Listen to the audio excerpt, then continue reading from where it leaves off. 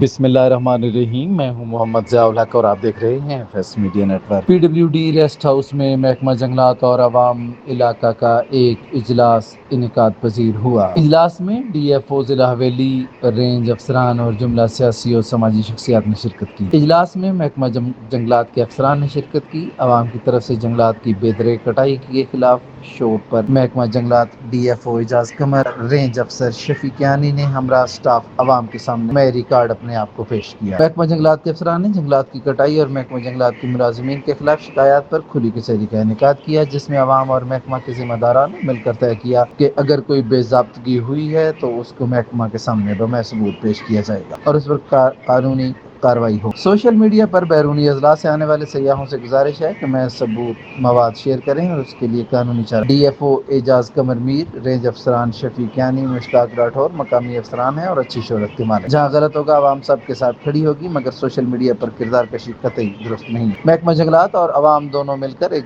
بہترین کارکردگی دے سکتے ہیں۔